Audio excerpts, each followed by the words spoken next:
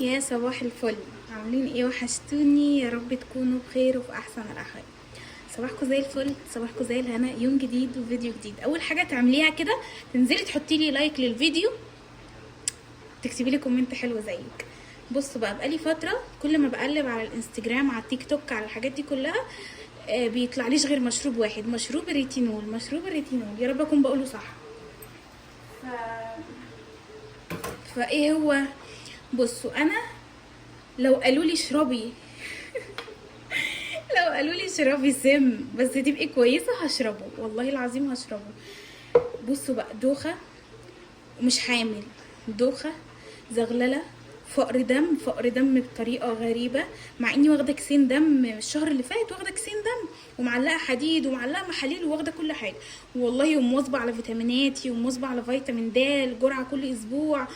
وبصوا باخد كل حاجه وكل حاجه بعملها، مفيش حاجه جايبه نتيجه، برضو تعبانه. فقلت خلاص نجرب بقى المشروبات والاكلات ايه الصحيه، ويا رب تجيب نتيجه.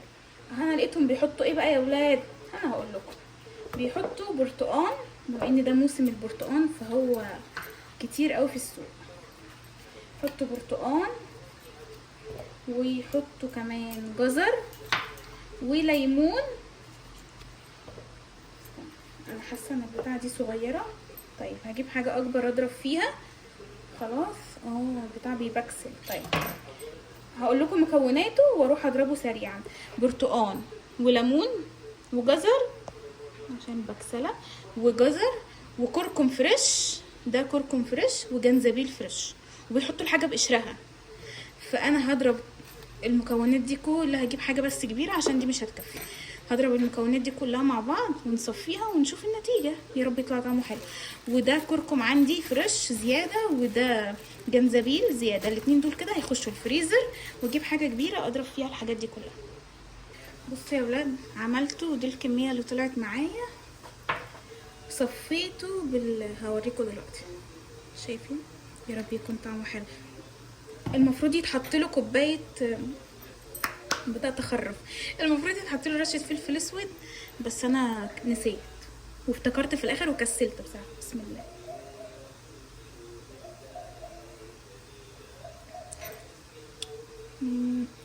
حلو، لا بجد حلو. انا كنت خايفه من الكركم، بس الكركم خطير، مش مديله طعم وحش ولا حاجه. شايفين شربت بقى قد ايه؟ لا حلو بجد، عجبني. حطي دول بس عايز يبقى ساقع، لو ساقع او فيه تلج او كده يبقى احلى. استنوا بقى، بألف هنا على قلبي، يا رب بس يطلع ليه فايدة. بصوا الأكياس دي أنا شاريها من شيئن، بصفي فيها العصير. خلاص بصفيه، بيطلع زي ما انتوا شايفين مية بس خطير خطير خطير. الأكياس حلوة قوي قوي قوي، بيجوا باكت كده 5 مع بعض، ودول 4، والخامس اللي انا استخدمته هغسله وارجعه تاني، يعني مش بيترموا، لا بيستخدموا كذا مره، فاهمين؟ فانا بقى ايه، هروح اعين العصير ده في التلاجة. بصوا كان عندي علبه عصير فاضيه قديمه، احط فيها واشربه على 3 ايام. هو المفروض يقعد في التلاجة 3 ايام بس.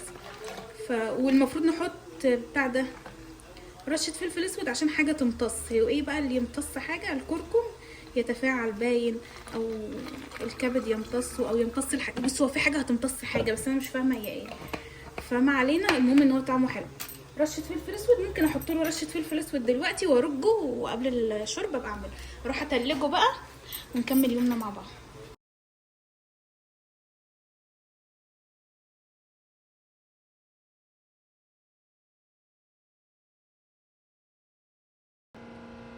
جماعه جاهزين؟ جاهزين؟ قولوا جاهزين عشان اشوف هبدا ولا مش هبدا. جاهزين؟ بص، مساء الخير يا جماعة، جاهزين؟ حد يرد جاهزين؟ ما انت لازم تردوا عشان اعرف هبدأ ولا مش هبدأ. جاهزين؟ بصوا بقى، انا من شويه بدات معاكم الفيديو وانا بعمل العصير، وقلت لكم صباح الخير. جماعه احنا مساء الخير، احنا دلوقتي بعد العشاء. صباح الخير دي ازاي حضرتك؟ بس سامحوني مش مركزه، والله ما مركزه خالص. فالمقطع اللي قبل ده انا كنت عماله اقول لكم صباح الخير وصباح الفل وصباح مش عارفه ايه، وبعد ما خلصت كده استوعبت اللي هو نعم يا اختي صباح الخير اللي هو ازاي يعني، احنا الساعه 9 بالليل، بس انا حرفيا طول النهار نايمه نوم على السرير، مش نايمه نوم دماغي، لا نايمه على السرير، مش مركزه، مش شايفه قدامي حاجات كتير كده. فالمهم عملت معاكم العصير وشربته، وعينت الباقي في التلاجة زي ما انا قلت لكم، وكمان خدت الادويه بتاعتي والكالسيوم والفيتامين، وخدت مسكن والحاجات دي كلها، وقعدت اقول بقى ايه، قومي يا بت قومي شوفي شغلك، ولا اقعدي تاني يا بت انت منتيش قادره كده يعني. فانا بقالي يومين ما عملتش حاجه في المطبخ. اخر مره عملت معاكم فيديو اللي هو بتاع التفريزات البسيطه اللي انا بعملها كل شهر اوريدي يعني، وسبت المطبخ يضرب يقلب. الكلام ده كان امبارح. خلصت معاكم الفيديو بالليل ومنتجته ونزلته، هينزل النهارده الفيديو، هينزل النهارده منتجته خلاص وهيتحمل وينزل النهارده ان شاء الله. وكمان هو غالبا نزل دلوقتي، مش مركزه يا ولاد والله مش مركزه، ما علينا، هو نزل النهارده خلاص، فيديو نزل النهارده بتاع التفريزات. عملته ودخلت نمت. صحيت بقى النهارده مطبخي يضرب يقلب، ما عملتش اي حاجه في يومي غير ان انا اكلت ونمت تاني. يعني قمت عملت سندوتشات بطاطس ونقانق وعيش بس كده، حمرت بطاطس حمرت نقانق وعيش ونمت تاني. تيجوا بقى نشوف من غير رغي كتير مطبخي عامل ازاي واحنا هنخليه ازاي. يلا بينا. اول حاجه الدنيا هنا الحمد لله نظيفه، مش مطربه مش اي حاجه، بس هنديلها تلميعه. تعالوا الرخامه عايزه ضرب النار الى حد ما نظيفه وكل حاجه في مكانها لحد دلوقتي المكان هنا زي الفل حلو. التلاجة نظيفه، ما علينا من الجو ده. هنا في شويه حاجات عايزه تتشال والدنيا رايقه. الضرفه دي مفتوحه، انا مانيش فاهمه مفتوحه ليه، بس انا كنت باخد منها حاجات. والعلب هنا في حاجات عايزه تتشال تتعان. تمام، جاهزين بقى للكارثه اللي هتشوفوها. ترارارارا، عايزه اصوت واجيب ناس تصوت معايا. انتوا شايفين كميه المواعين؟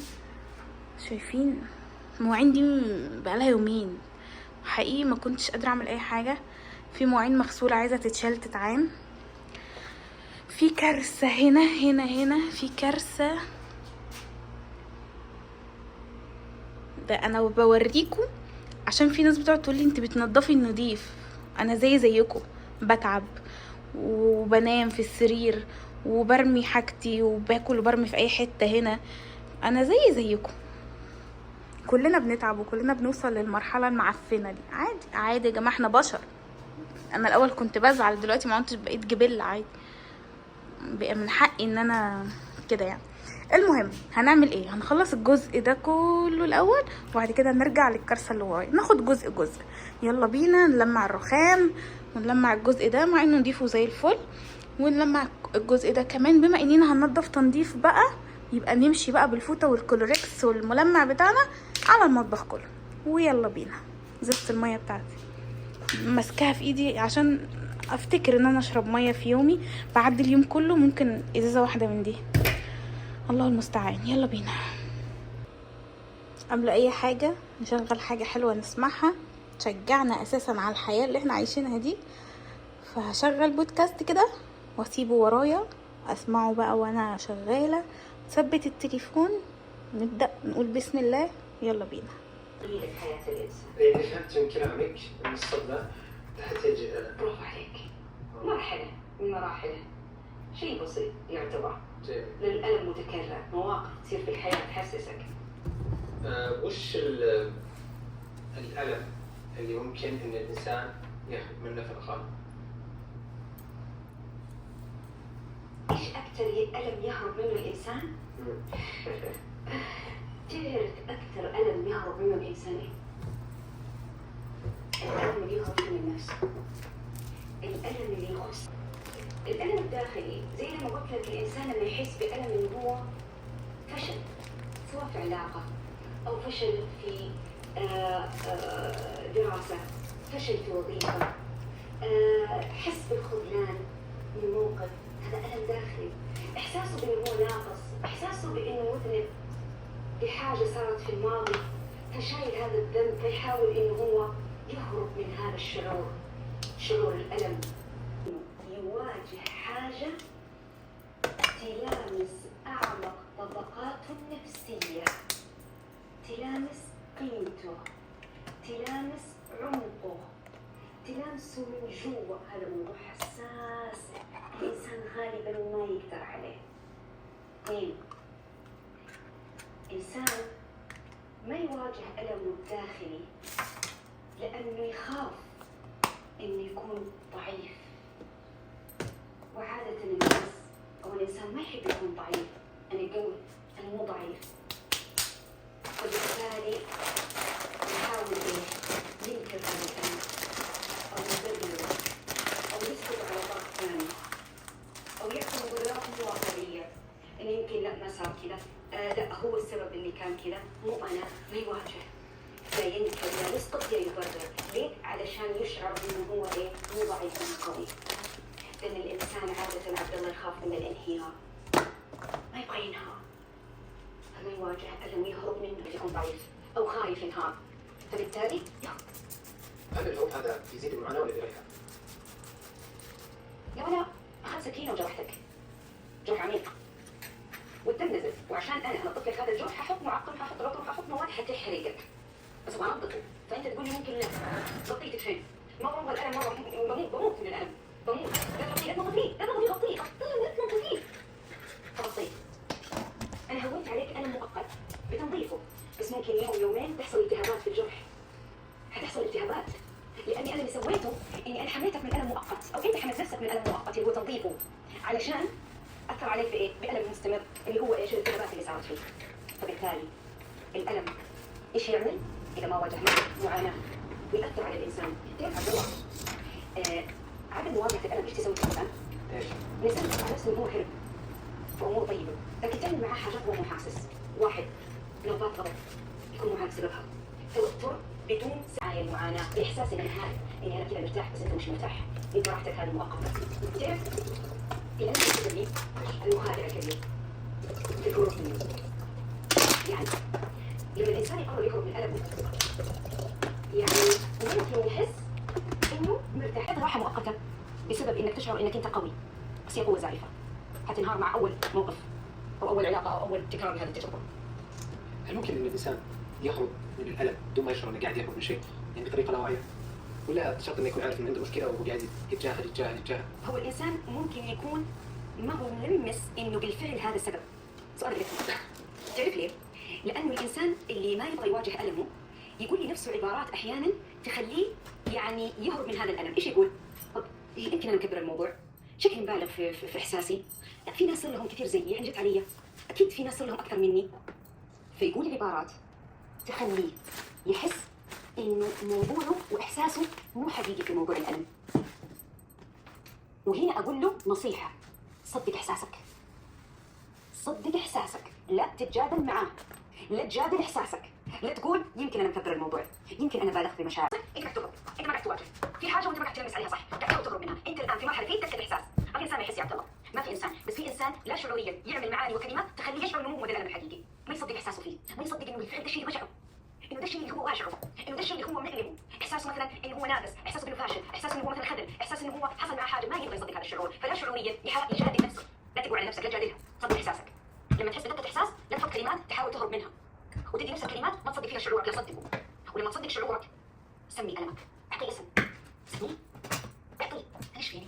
ممكن أنا يعني إحساسي هو فشل، فشلت، إني انخذلت، إني، ولا تقول كلمات تخليك تشوف إنه إحساسك هذا مو تكون متعاطف، حنون على نفسك، لا تكسر عليها، لا تجلد نفسك. امسك ألمك هذا، حاول تسميه، وحاول إنك أنت تصدقه، وحاول إنك تكون لطيف في التعامل معاه، علشان تعرف تكون واعي فيه. حيجينا أكيد قدام كيف نحاول أصلا نطلع من هذا الألم وطرق الخروج منه. صحيح، بس قبل هذا السؤال انا ابغى اسالك وش المعنى من الالم؟ يعني هل الله يبغى يدلنا بالشيء هذا؟ او انها صارت بمحض الصدفه، او في يعني شيء احنا ما نتفهمه؟ تعرف الألم بالنسبة لي من تشخيصي، يعني نظرتي كذا للحياة وأنت قاعد على الحرير، علاقتك في نفسك تصير سطحية، علاقتك بنفسك تكون عميقة، تحاول تلمس على الألم وين؟ أنا شيء يزعجني بالضبط. إيش اللي واقف من جوا ومن جوا ومن هنا ومخليني تتأثر حياتي، ومخلي أشياء تصير معقدة في حياتي، إيش؟ فعمرك ما راح تكون واعي بنفسك، عمرك ما راح تكون قوي بالفعل. ليش الناس طيب تهرب؟ هل يخافون من الالم او في خليني اقول لك الهروب يعتبر شيء اسهل ولا في اسباب ثانيه؟ ليش الناس دائما تهرب؟ لأنها شوف أنا أقول لك على حاجة. أنا أقول الشفاء التدريجي يساوي المواجهة. أنت واجهت في شفاء تدريجي، أنت هربت في معاناة مستمرة. طب ليه الناس تهرب؟ الناس تهرب لأنها ما تبغى تحس نفسها ضعيفة. الناس تهرب لأنها مشاكل مرة كثير بس تتجمع وتتراكم. غالبا الهروب ممكن يكون في علاقات عاطفيه او في تصرفات اللي ممكن تكون منتشره. تعرف أنت واحد مرة تبغى بس ممكن الهروب يكون في علاقات عاطفية. 90% من الهروب غالبا يكون في العلاقات العاطفية، وده خطير جدا. وعندك ما منتشر نحن نهرب بالعلاقات العاطفية، سواء بصديقة مقربة سواء بصديق سواء بحبيبة بحبيب. دائما احنا بنختار ان احنا نهرب بالعاطفة. حدخل علاقة ثانية بنية الهروب.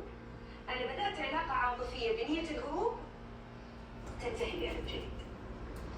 باختصار بديت علاقة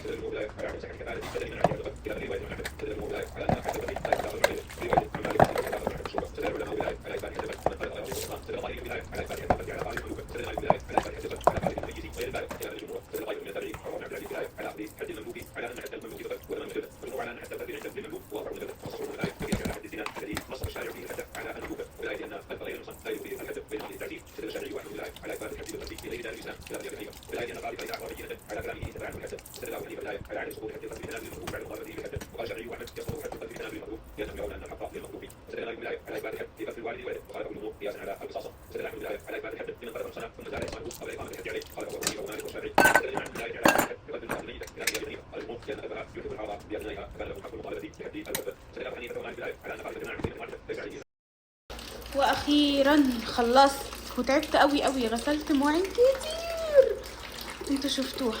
بصوا بقى، تعالوا اوريكم المنظر اللي مضايق كل الناس. على فكره يا جماعه هو مضايقني اكتر منكم، والله مضايقني اكتر منكم. ثواني اقفل الميه، مضايقني اكتر منكم بكتير قوي.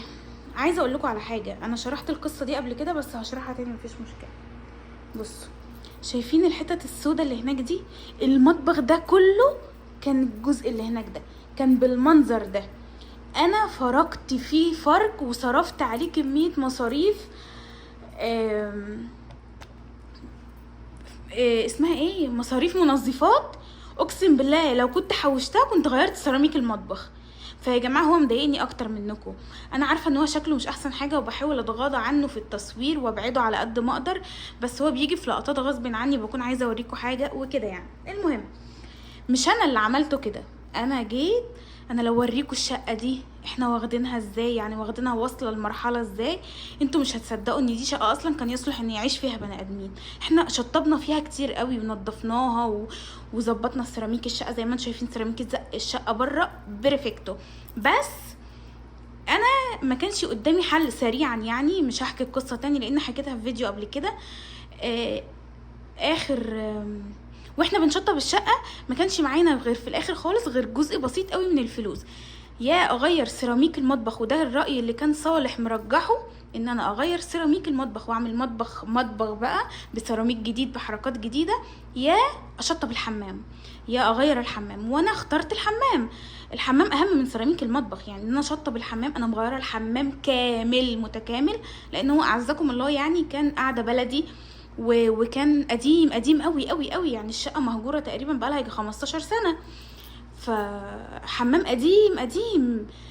فاللهم صل على النبي، انا اخترت ان انا افور الحمام كامل متكامل، سباكه جديده، سيراميك جديد، كل حاجه في الحمام من اول وجديد فهي جديده. فانا اخترت الحته دي.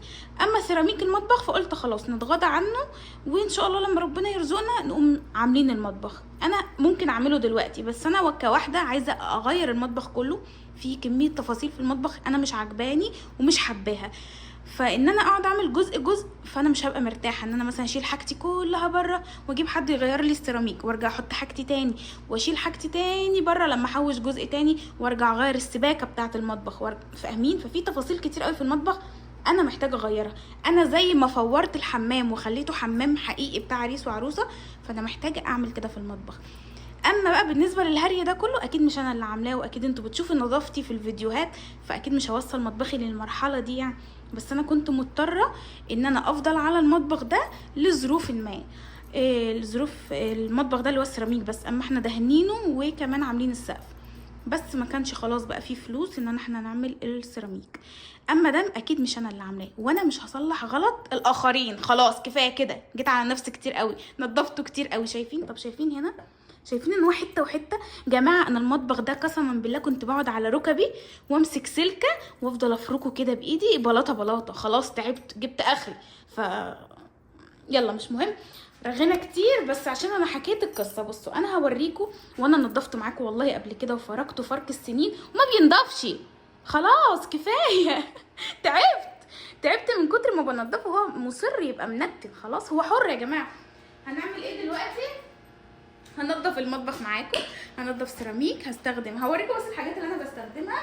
فانا بستخدم جيف، بحط كميات يعني، وهستخدم كمان المسحوق اللي انا بعمله الباودر اهو، هحطه في المطبخ كله ان شاء الله ما حد احوش. يلا الخلطه دي انا اللي عاملاها، خلطه المسحوق الباودر دي اللي هي بتاعت الهدوم البيضاء انا اللي عاملاها. وهنزل كمان يلا كلوركس جل، مع اني والله خساره في السيراميك شويه الكلوركس ده، بس يلا عشان خاطركم. وكمان نحط بقى ايه شويه جل عملاق كده محترمين، ونحط ميه ونفرك بقى، نفرك من القلب. يلا بينا.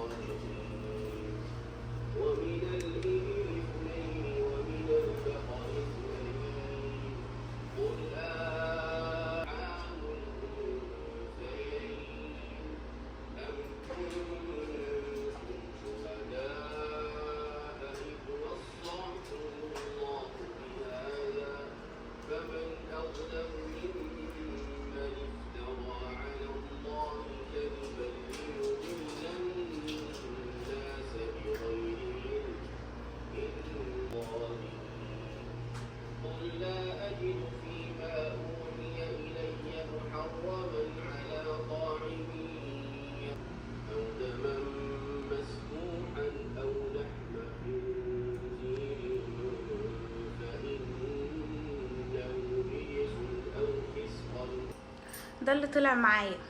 خلاص خلصت وتعبت والله، فرجته كتير قوي. يمكن انا قفلت الكاميرا وفرجت كمان انا بره الكاميرا مع نفسي كتير قوي. فحاولوا بقى ايه نزق الدنيا مع بعض كده ونتغاضى عن منظر المطبخ المعفن اللي تحت ونبص للمطبخ اللي فوق. شايفين حلاوه الترتيب والتنظيم. انا لما بحط ايدي في حاجه بخليها زي الفل، بس الارض بجد خدت مني مجهود رهيب. وانا بقى خلاص تعبت من كتر ما انا بقالي سنتين بنضف فيها وما بتنضفش. ف اتس اوكي، ماليش دعوه، مش انا اللي عملتها. اخر قرار انا وصلت له، مش انا اللي موسخاه يبقى مش انا اللي هنضفها. ما خلاص هتقولوا لي ما انتي اللي عايشه فيها، هقول لكم والله حاولت. كفايه بقى نصلح اخطاء الاخرين.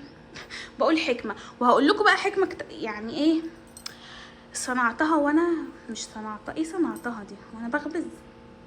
لا اله الا الله، بدات اخرف باين. حكمه اخترعتها وانا بنضف الارض، ان المعفن هيفضل معفن مهما نضفته. فما تحاولوش تنضفوا بني ادم هو اصلا معفن، زي المطبخ زي الارض بتاعه المطبخ كده، هي اصلا معفنه. ليه نحاول ننضفها وهي منتنه؟ هي عاجبها وضعها يا جماعه.